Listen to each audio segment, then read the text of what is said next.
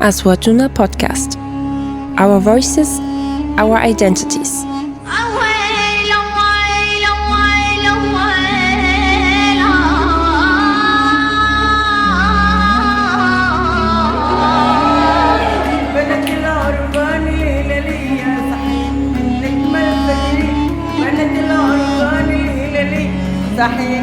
أوها بديار رناني، أوها حلوة ملفاني، أوها حلفنا ما نقطفها، أوها لعز شفاء بالسلامة.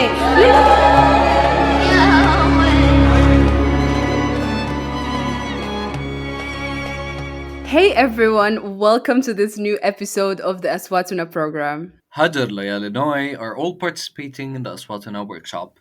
This workshop brings together 18 podcasters from the MENA region in a series of 3 workshops about different topics. I'm Sadiq, 21 years old from Jordan, living in Amman. I study software engineering and Spanish as a second major. I also work as a podcaster. I'm the host of Hub Mashhar podcast, which is an Arabic language podcast that tackles social issues and taboos with the drive to spread love, not hate. Besides, I'm very passionate about art in general. Hey, my name is Layal, and I'm originally from a small village in the mountains of Lebanon. I work as a freelance podcast producer in different capacities, including recording, editing, and sometimes managing the content of different podcasts. Over the past year, I've also been working full-time at a local environmental NGO. And I am Hajar. I am 24 years old. I was born and raised in a small town just like Layal. It's called Takhimt, a very peaceful town in the Ziz Valley, southeast Morocco. A certified English as a second language teacher, I love working with youth and sharing my knowledge in general. I also love podcasting, traveling, and taking risks. Actually, I want to ask you guys something, Sadiq and Layal. What do you think of when you hear the word environment? What's the first thing that pops up in your head? I guess for me, hearing the word environment takes my mind to luscious, dense green forests that are completely buzzing with biodiversity. But of course, it also takes my mind to conservation and trying to protect whatever resources we still haven't completely destroyed as human beings. Wow, that's a great image. I usually myself think of green lands, flowers, and beautiful lakes. However, I know this beautiful image in my mind is suddenly ruined by a bunch of plastic bottles, bags, and trash that I see everywhere I go. So I've always wished I could change something about it, and hopefully through this EP today. What about you, Sadiq? Well, for me, it's human ignorance, which might sound odd for a reason or another. Most people know about statistics and are aware that we're suffering, especially when it comes to climate change, but we always go with and choose ignorance, as well as violence towards the environment. I think human ignorance is a big thing, actually, and I agree. Well, talking about this, I remember now something that happened to me a month ago. It's a story. Do you want to hear it? Yes, of course. Okay, so actually, I was traveling by car with my aunt and my two little cousins peacefully, like just a happy family. And so all of a sudden, my aunt decided to throw an empty plastic bottle through the window. No, I would hate that. I know. I told her that she should not do that and that she needs to see the like to set the perfect example and model for her children sitting in the back seats. Well, she actually agreed. However, like any other habit, it was really like deeply rooted in her that she did it again when she threw away a bunch of used tissues after eating in a rest area. So imagine what her son said when he saw her doing it. He was like, Mama, why did you do that? Hajar told you that. We should protect the environment. And then she was like very embarrassed and told him, Yes, yes, I just forgot. Please collect them. I was very furious because unfortunately, littering is an international issue and it's really polluting our public spaces. And that's why education is important. Schools should really incorporate subjects in this sense in order to help young generations grow up, maybe acquiring proper manners and habits. Agreed. I would have completely hated that situation. Honestly, I'm so sick and tired of seeing people throw trash out of their car windows here. I find it completely absurd that we're in 2021 and this shit still happens. I know a lot of shit still happens, but you know what I mean. Yeah. As I've gotten older, I think also I've gotten much less patient with people, much less tolerant. And so I admit lately I've been a little aggressive with people. And there have been a few instances where I've just raged and drove after people, honked and chased their cars down just so I can open the window, yell at them and tell them that they shouldn't be throwing trash because we're in a country that we're already drowning in trash. So I feel like it's completely insane. So yeah, I know my rage won't fix anything, but I but I hope it helps. That's quite a serious reaction that you do, Layal. Yeah, I know. I Yeah. really have to cut it out completely because people can just rage back. It could get really, really heated. Actually, I totally agree. So that's why, well, for me, I don't feel like confronting people because, like, you never know the reactions. So whenever I'm in a crowded places and I see someone littering, although the trash can be literally, if not close, accessible, and they choose to throw it on the ground, I go pick it up and make sure that they see that, absolutely, with a smile. Hopefully, they'll never do that again. You're so nice, Sadak. You're so nice. Yeah, right? I mean, you never know what the reaction is gonna be. Like, Exactly. You don't want to That's so risk it. true. And yeah, I wish I could be that way, but I feel like if I tried to imitate that version, I would be like a very bitchy, rageful smile, and I don't think they would take me seriously at all. It would just be bad. What's weird and what pisses me off even more is that when I do confront them, it's like they react in utter shock. Oh, you saw me? Or denial, like, oh, I didn't even notice it fell, or oh, it was a complete accident. I mean, come on, people. Obviously, if your reaction is instantly to deny my confrontation, it shows that you're doing something wrong, you know? Sorry, I'm going on a complete rant, but yeah. it's okay. You guys know what happened. I mean, we were trying to do the Vox Pop for this episode, and the same thing Yes. happened. Yeah. It was met with lots of denial, and people didn't want to talk about how they habitually, pollute and litter and all that stuff. Yeah, that's the problem. Yeah, This is really a problem that we have faced when we tried to kind of get honest answers and try to record them while saying, "Okay, I do litter, and this is why." yeah, It's kind of crazy. They try to fake it, and they just want to be the perfect person who is really like environmentally conscious and evolved. not doing anything bad to the environment. Oh no, I do. I no, I don't. Yeah, totally, totally. Even though there was one guy I wanted to record with, actually, this is a bit off topic, but I wanted to record with him, and I was like, "Oh, we can put you in an episode and whatever." And he was like, "No, but that was just one time." And I'm like, "I saw you throw plastic on the floor right in front of the office." He was like, "No, Oh my no," god. and I'm like, "Okay, don't worry about it. We'll just cancel that section," which is what we did in the end, which is why we're sitting here talking about how we failed. Yeah, and I tried to get some recordings off Clubhouse. Yeah, how'd that go? It took me a lot of time. A lot of people were just denying that they do that. And, well, some of them were my friends, so I know that they do. As you said, some people were actually, no, pretty honest. Like, yes, I do it. And it was pretty interesting. Well, some of them, not all Yeah, of them.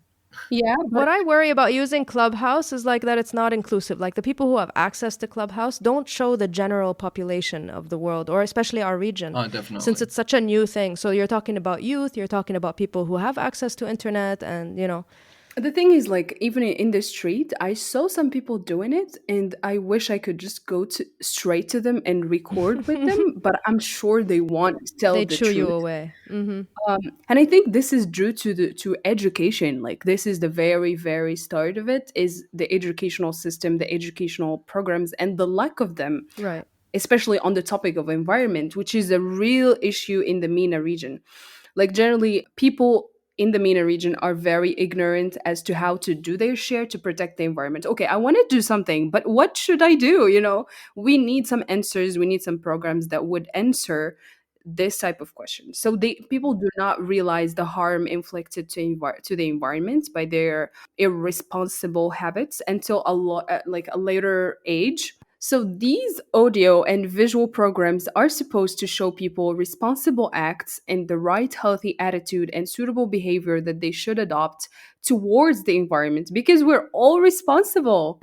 Yeah, you're so right. I think it should be ingrained in our minds from early on, early on. Yeah, that's the thing. Like, if you're not used to it from a young age, it's not difficult, but it's somehow hard to adapt these habits. Yeah. So before we get started with our actual episode, I think we should give a brief overview of what the main issues of our region are, depending on our geographical location. What do you guys think? Oh, yes. Well, one of the most environmental problems we're suffering from in Jordan is water shortage, and it is almost the leading one. According to several studies, Jordan is the second most water scarce country. Shortages are caused by unsustainable groundwater extracting, including thousands of illegal private wells.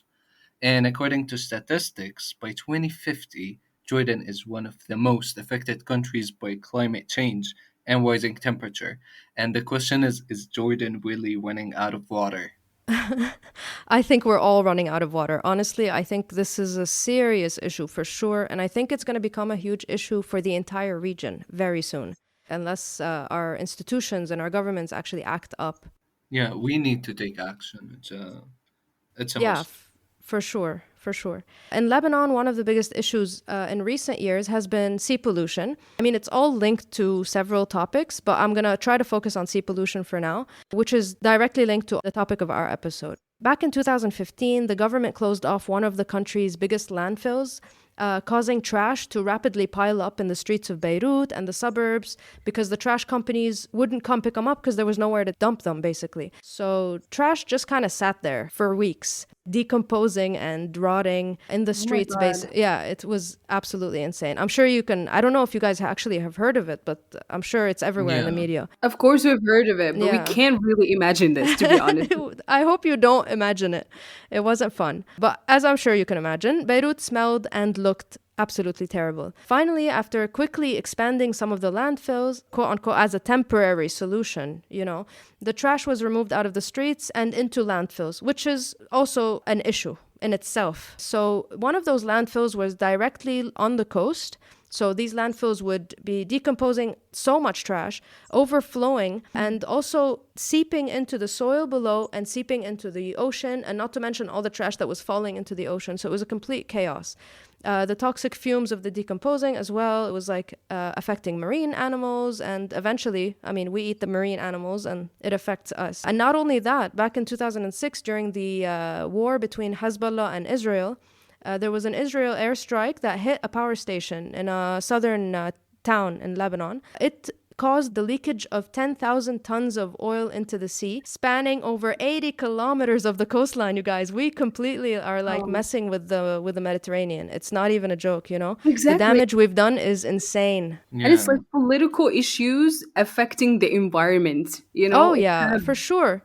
Definitely. and it's a, Definitely. it's a vicious circle because just what you said, Layal, it's like these landfills are going into the underground, like, and then go into the sea, and then it's fish, and then we eat it. So it's kind of like Yeah. a circle. Yeah, exactly. And the government mismanagement, I mean, it affects our groundwater. It affects everything, basically. I've read an article online on February 22nd, 2021, I guess. An oil spill happened off the coast of Israel. Yeah, that happened really recently, actually. Yeah, Disaster. it's still not very clear how it happened or how much oil was spilled, but that spill spread north, covering 65 kilometers of Lebanon's southern coastline.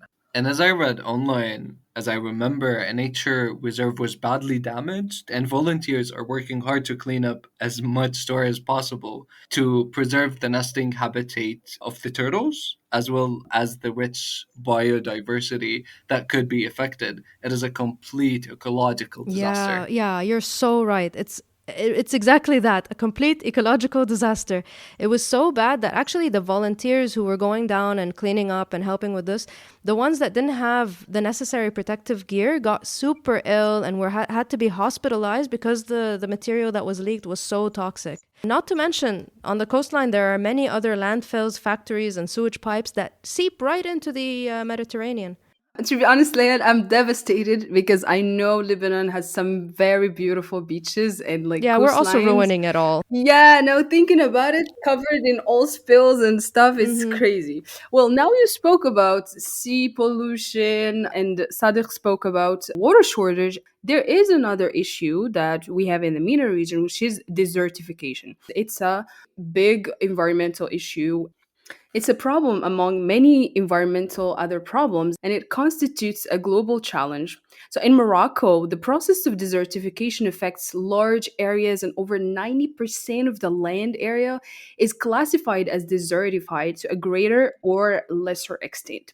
So, a lot of That's projects. insane. Yeah, exactly. When I read this stat, I was like, okay, so we are all in desert. I thought we had Yeah. some some places that are You've got that 10% to savor.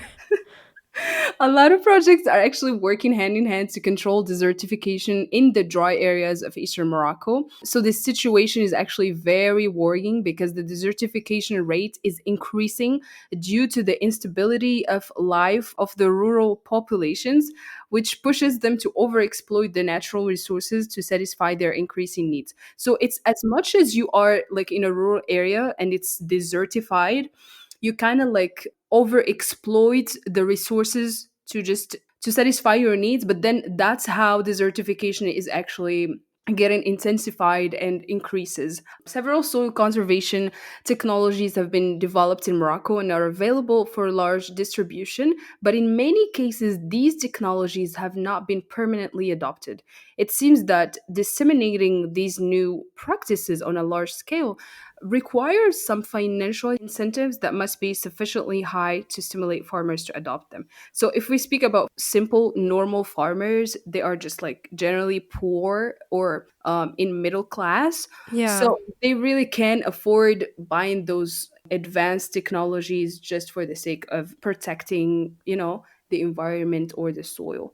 So, it's kind of big definitely. responsibility that the government should take Mm. seriously. I mean, there's a mismanagement, I think, with all the governments. And in Lebanon, we have a population of over 6 million citizens. So we produce around 2.04 million tons of waste per year. And if you think about it, that's an insane amount. I mean, all of this waste end up in landfills, which again is environmental hazard. And not to mention earlier, the mismanagement of the waste dumps themselves means that a lot of this toxicity and the toxins released by those waste dumps end up in the sea. I don't want to repeat myself, but it's affecting us on every level.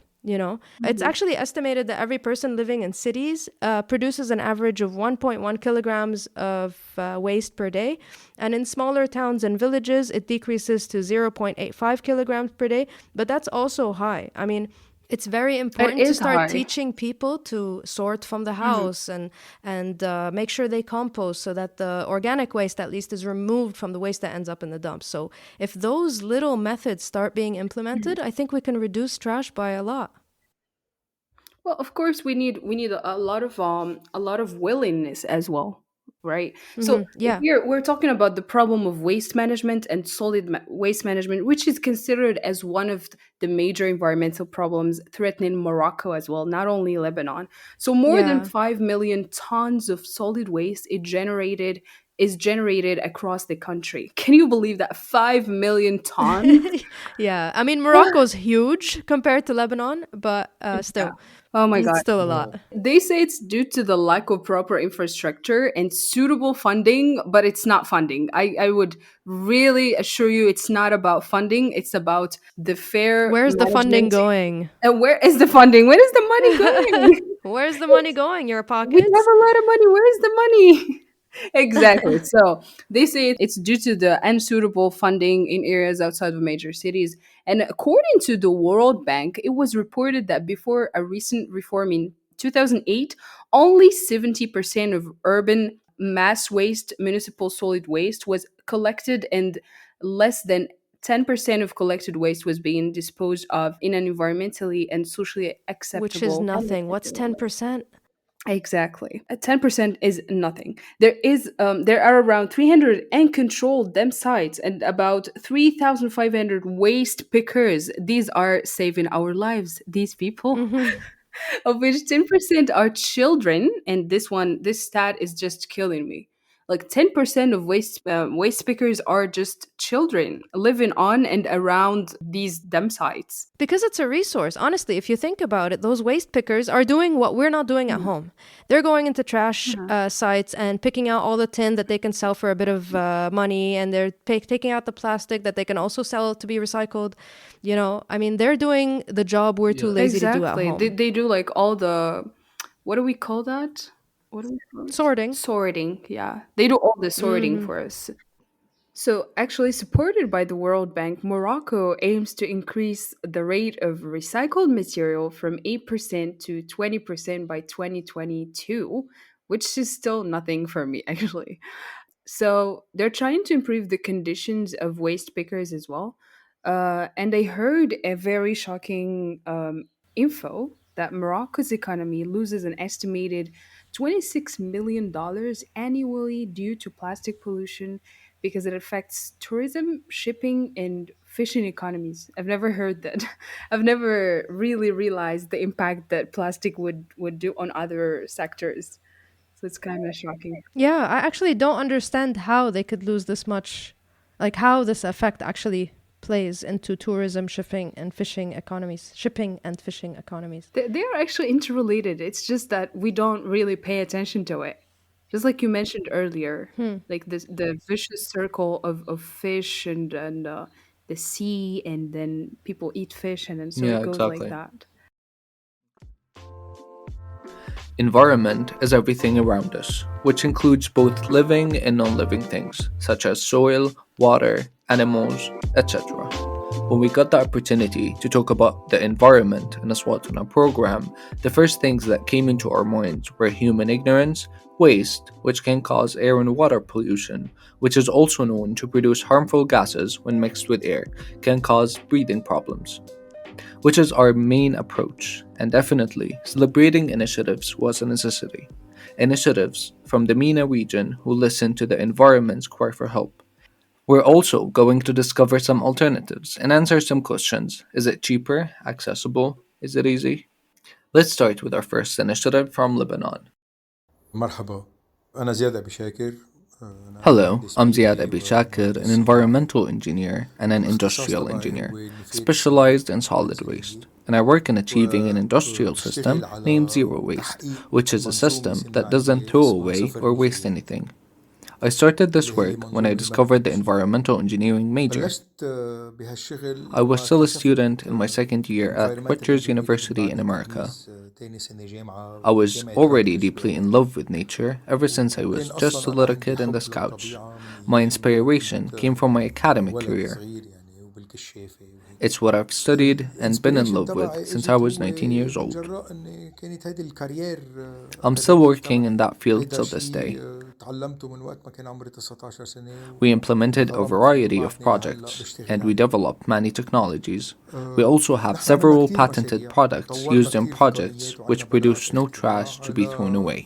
مشاريع ما بتخلي شيء يروح Most people بالجو. react positively with الناس what we do. يعني Of أكترية course, الناس there are some بتتفاعل people إيجابيا who doubt مع and شو some who بنعمل. don't really care about this أكيد في country بعض becoming a zero المشككين waste وبعض country. اللي ما كتير بيهمهم إنه البلد These people are يصير صفر few, but نفايات. unfortunately, they exist. هدول هن كتير قليل بس للأسف موجودين. His work is actually very impressive. I can go on for hours about it. I once read that he said something along the lines of trash is a treasure because he knows the wealth of the resources that it contains. Recently, with the hyperinflation that's happening in Lebanon, I don't know if you guys are aware, but some people are resorting to the stealing of things, including the metal drain covers on the roads. So they're made of heavy iron, so people can sell them easily for US dollars.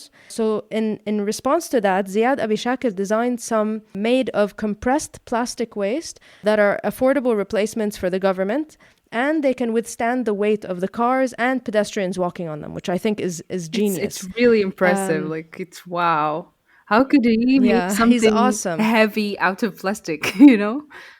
Exactly. I actually watched the video of him installing it. It looks really awesome. So I would follow him if you guys are interested in knowing more about him. Yeah. But also, what I think was Definitely. super interesting is that he refers back to like his passion came from his university background and his education in engineering and all that stuff. And I think that really shines a light on the importance of education and how that molds the way for people to evolve environmentally as well. Hajar, you had mentioned before that there's a school in Morocco that basically teaches kids to be ecological or something. Yes. There is this interesting ecological school in a small village called Awrir on the Atlantic, South Morocco. So it's an ecological school that is environmentally conscious and friendly, where children are taught of the importance of protecting the environment through different actions. So First, every child has a piece of land that he or she cultivates and take good care of continuously. And Wow. yeah, like they That's so cool. exactly. It's like a small project. And I mean, I see it as not only from an environmental perspective, but also from another point of view of like creating their own projects and how to grow a project, you know? So it's Yeah, I'm sure that also affects them spiritually, connecting with the land and stuff like that. I mean, it's very important. It's cool. And then later, every child has a right to harvest the fruits later.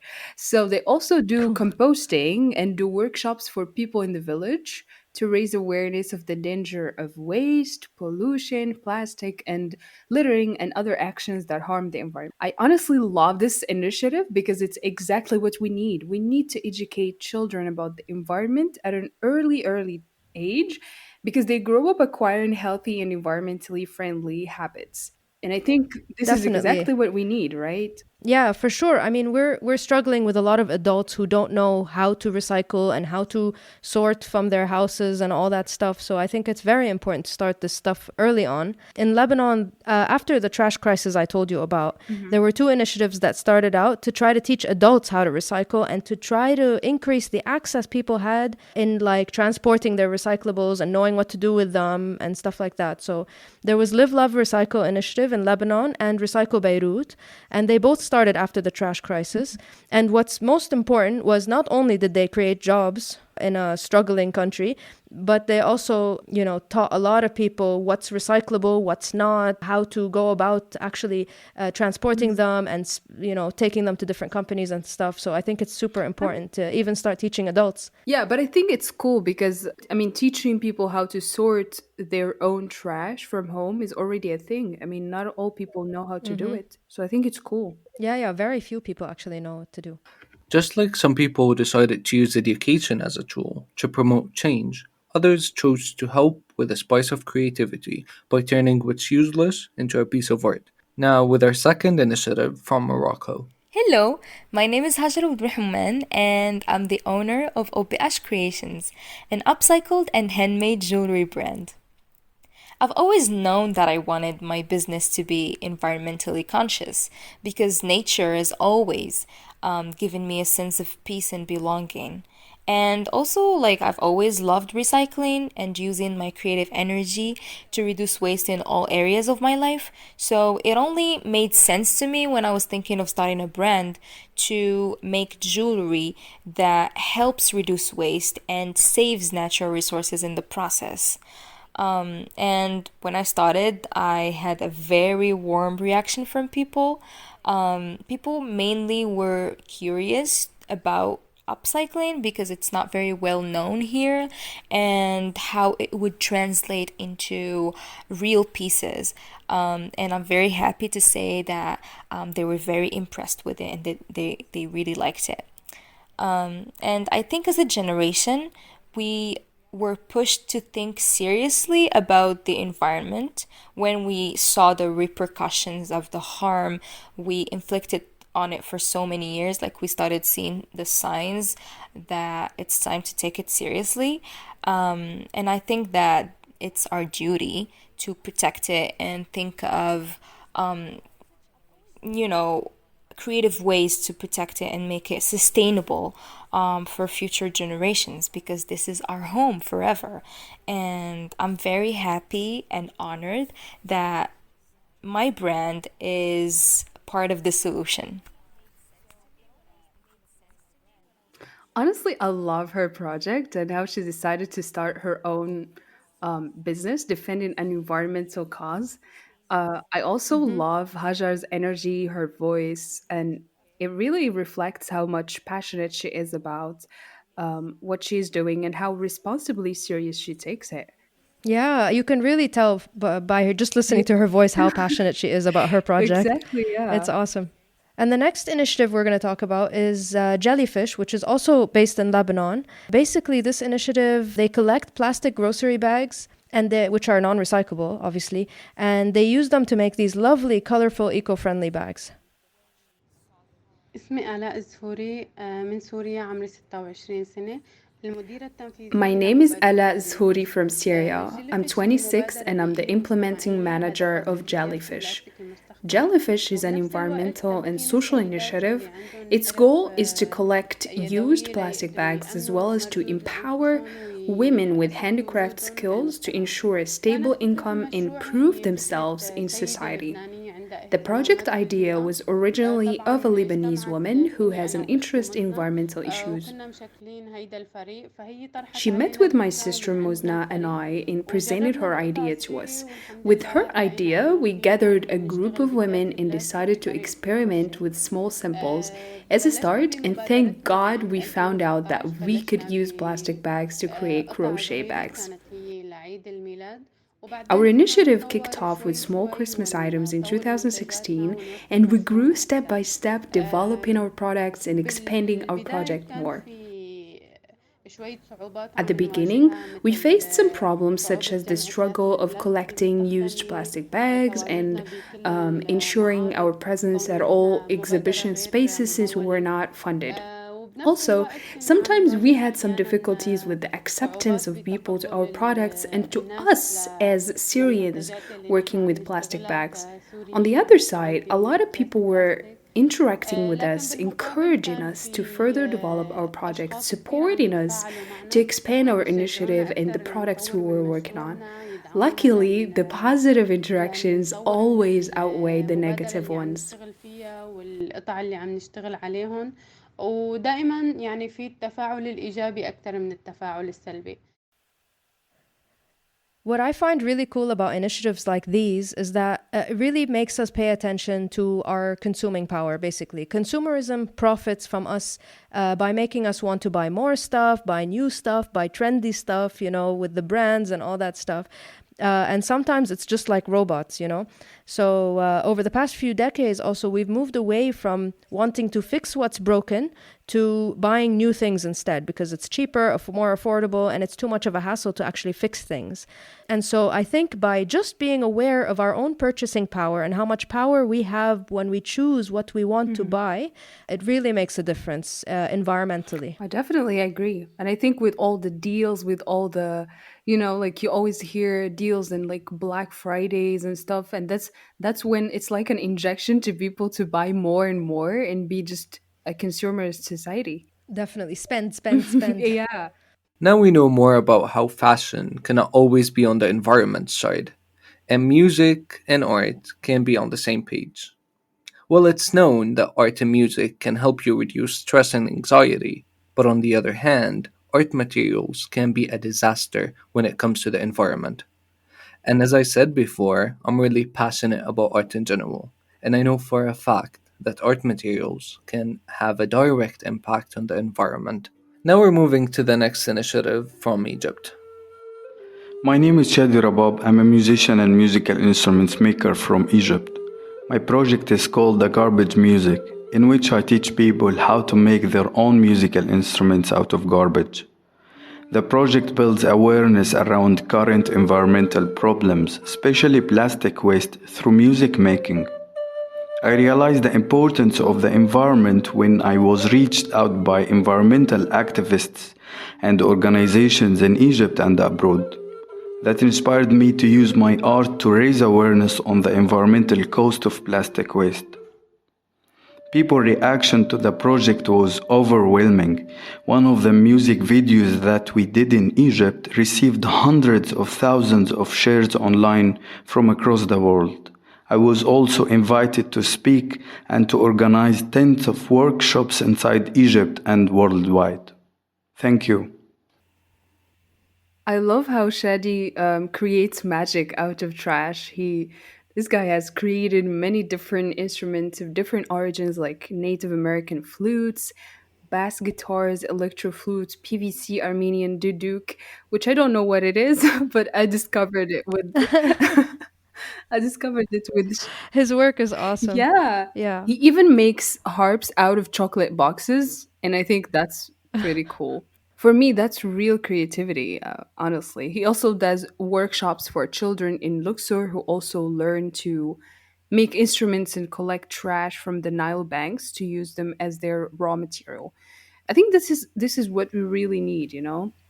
Definitely. And I think art and music especially is not as accessible to people because, like, if you think about it, instruments are really expensive to go out and buy. So this makes it accessible for all vulnerable communities to have access to things that are just, created and built. It's awesome. Exactly. I love it. What's saddening me actually, guys, is that we see a lot of projects are being funded by the government and they don't do really an impact, you know what I mean? Like this big of an impact that, for example, Musiqa Zibala or Shadi Rabab with his group is doing. So I think the environment has to really fund this type of initiatives, which help to clean the Yeah. city, create aesthetically beautiful artwork.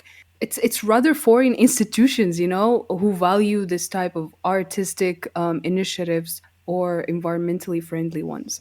Yeah, it's so funny. Every time we go and we come and we talk about different things, and then we end up with the government mismanagement of money and resources. It's like the same everywhere. This takes us to our next initiative, Maria from Jordan. Hello, my name is Maria Khaled Nisan. I am an Iraqi artivist born in the United States and currently living in Amman, Georgia. I graduated with a bachelor's degree in art education and a master's degree from Florence, Italy, in studio art. My passion is about transforming trash into art in order to challenge our consumer behavior and their environmental consequences. During my studies in Florence, I created several immersive sensorial installations manipulating recycled and organic materials, evoking all senses and having a strong performative aspect. My installation's main themes are feminism, waste consumption, and Arabic cultural identity. After my time in Florence, I moved to Athens, Greece, and I launched an art therapy program for refugees. Since I moved to Jordan in 2019, I have continued to create installations and drawings using trash materials collected in Iman. I think it is very important to raise awareness about our consumption habits and the plastic waste that is happening here in our city. What we see every day in our beautiful streets is trash. I take this trash and turn it into art. What happens to this trash after it goes into our streets is it goes into our landfills, it goes into the wadis, it goes to Aqaba, it goes into all of our natural resources, and then it goes back into the ecosystem, which eventually will come back into us in microplastics. My art is about confronting you about the issues that are happening with our consumption and positive alternatives instead of using these plastic pieces and articles everywhere. A plastic bag will live on the land for up to 500 years. It will outlive all of us. We use it for a total of 12 minutes on average. Is it worth it? I started using various forms of recycled materials during my master's studies in Italy. Noticing the huge amount of trash piling up by the recycling bills in Florence, I thought that it could be given a second life through installations. My Arabic roots as an Assyrian has definitely been one of the main reasons I traveled to Jordan. Coming here has been a way to somehow reconnect with my family traditions and culture, things that I couldn't do in the United States. Also, the emerging art scene in Amman and the richness of local artists as the crossroads of the Middle Eastern influences has been very magnetic to me. I feel like Jordan has an enormous potential to develop sustainable waste management practices and infrastructures because the needs are tremendous as well. However, behavior towards waste in Jordan is, to my opinion, highly impacted by a lack of environmental and health concerns and shadowed by the current economic crisis in Jordan.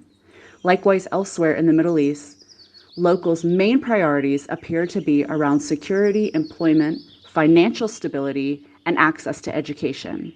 So my artistic practice does not aim at solving any of the issues stated above, but at bringing the environmental crisis back to the table of Jordan's main challenges. Because this crisis is interconnected with them, and if we don't work on this together as a community, it will be what dooms us. Plastic waste consumption is the main environmental change I aim to raise attention to. manipulating not only plastic canvases, but also all sorts of plastic trash, such as trash bags, bottles, ergila pipes, cups, gloves. I channel the message that trash will never go away. It just goes somewhere else, and sooner or later it will come back to us in one form or another and spread in most of the beautiful landscapes we have in this country. Do we really want this for our future generations? I'm really impressed by Maria's artwork in general. When I started searching for initiatives in Jordan, and I read about Maria and her work, my first thought was like, okay, so she's reusing plastic bags to create artworks. Is it actually going to be that good? And I checked her Instagram and I talked to her, and her artwork is unique and important to the environment, and it's really perfect. It's different. It's not something that you usually see, and it's actually a masterpiece by itself. For sure, because if you think about it, it even takes even more creativity because she's going out and looking for the colors and looking for the textures and looking for the resources that you can, like, people usually buy paint and it's enough. But no, like, she's going out of her way to, like, save the environment and still And do it's art in the also process. like she is serving a noble cause, you know. Not everybody's thinking about environment, so it's not only art, but art with the combination of caring to the environment. So I think it's very impressive. We have heard different interesting initiatives from Lebanon, Morocco, Egypt, and Jordan. Now let's move to alternatives and what we could do to make change. So, I myself was born and raised in a small rural town in southeast Morocco. People have always burned their garbage to get rid of it because we have never known any other way to do it. And the authorities have not taken action to solve the serious environmental and public health hazard until a year ago when they decided to collect trash once a week and dump it in a landfill. Growing up there, I seldom talked about the environment and rarely had access to any knowledge related to it, let alone having access to environmental friendly alternatives. So I didn't know about any alternatives and until like a later age. And here we go back to the point of having TV programs that tackle these issues. If we have had some informative TV programs, I'm sure my community and myself would have learned about that, about environment, and about what is environmentally acceptable and what not in an early age. So it's frustrating to learn about something that concerns me in a very, very late age. Yeah, and I think that's a problem that we're all facing. We're putting on the work and we're learning by ourselves, although we could have learned that literally ages ago. I just don't think it's something people think is important. You know, it's just put on the shelf and like, oh, you know, we don't need to teach people. They don't get the I don't think people understand how important the environment actually is for our survival as a species, you know? And I think now they're realizing it more. So now there's more talk about like climate change and all these things. But back then, I mean, they even burn stuff here. So I hear you, Hajar, completely. They don't even want to consider any alternatives, you know? They think this is the way to go and that's it. The thing is, in rural areas, people still like do some kind of sorting, but it's a broad sorting, I would say. So there is like organic and non-organic because they have their own like cows Lands and to compost yeah, in and cattle stuff. and Yeah. stuff. So they use the organic and the non-organic. Sometimes I'm telling you, it's only one time a week. So sometimes they still have to burn it even now, right? So it's there Yeah. is a solution, but it's not available all the time. Yeah, that actually also takes me like every time in rural areas we bring up the environment, everyone thinks it's super expensive and it's inaccessible and it's only for the elite and all that stuff. But what's really cool is that Sadiq really loves doing all the math. So, Sadiq, take it away. I'm a math guy, so let's break everything into math. For example, we go every day to work and we order a cup of coffee from a local coffee store, and it's for $2 minimum. Multiply that by 30 days. It's $60 a month. What can we do? We can actually do our coffees at home. So, for example, a 10.3 ounces of American coffee can make you 90 coffee cups, and the price is $10. And we can use reusable cups, which is $10. Let's assume that. And we can buy a washable filter, which is also for $10. So $30 for the first 3 months.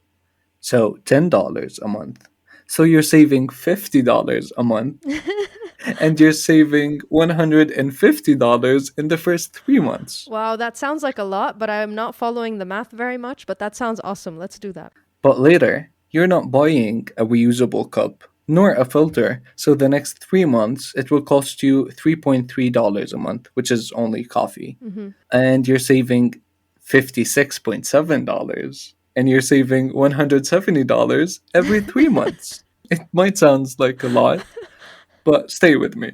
Yearly, you're saving $220.1 a year, and still you're helping the environment. So, we talked about coffee. How about water? When it comes to water, we spend $15, assuming that the water bottle is for zero point 0.5 cents. A reusable water bottle is for $5, let's say, and you have the filtered water that you can change weekly that costs you $5 a month. In my country, it's much less. So, the first month, you're still saving $5, which might seem like nothing the first month. But when you don't have to add the cost of the reusable bottle, so you are saving $10, which leaves you with a saving of $175 a year. So a total of $395.1 a year I love in your point total. one.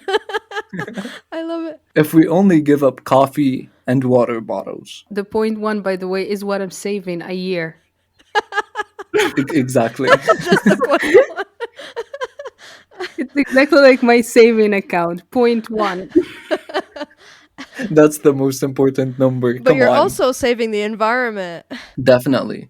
So $395.1 a year in total. If we only give up coffee and water bottles, you guys, what about if we give up all of the bad things that we do to the environment and the things that are actually can be recycled? So let's sum up the equations.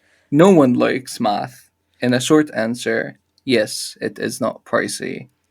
With the extra money, you can buy the tooth bamboo brush and replace plastic bags with reusable ones. And still, we'll have extra money to do much more and to help the environment more. So, no, not at all. Being good to the environment is not pricey, it's the opposite. Wow, Sadiq. You need Yeah, a round of applause. Yeah, that was impressive, man. I told you, I'm a math guy. When it comes to math, What I actually do as part of that, I don't know how much cost I'm saving, but what I do is I try to not use the grocery bags, the ones that are non-recyclable. And so I bought like 20 reusable tote bags, which are washable. So I just threw them in the car, and now every time I go grocery shopping, I have those on hand to reduce basically the plastic I bring home. Sometimes I'm actually greeted with very excited, greetings and encouragement from people who see me doing that. And sometimes I'm just like looked at as the crazy person with cloth bags. But I make it a point. I make it a point when it's that situation. I make it a point to vocalize, like, I'm doing this for the environment. I'm not a crazy woman.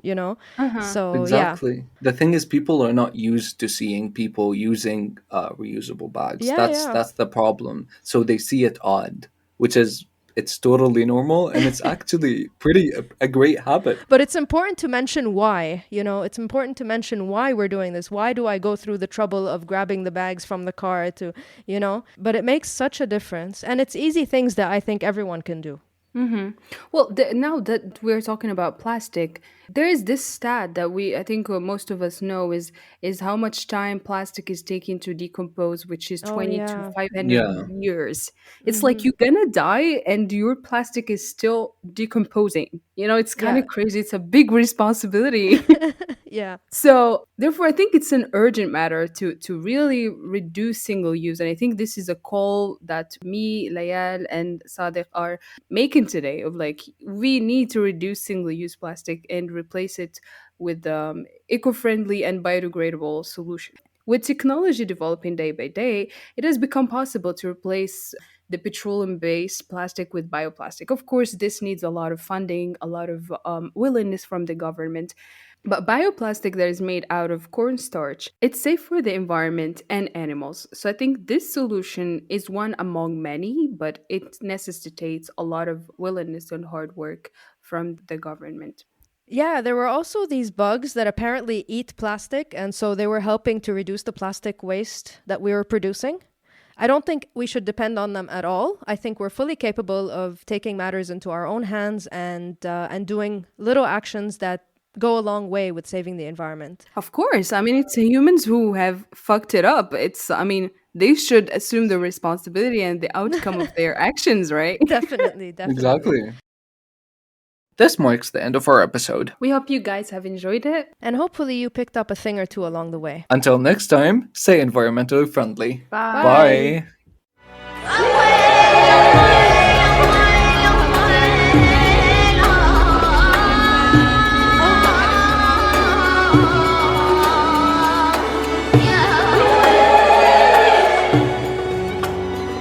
Thanks for listening to Aswatuna Podcast, a podcast project that is implemented by the associations Nahostcast and Midost and supported by the German Federal Foreign Office.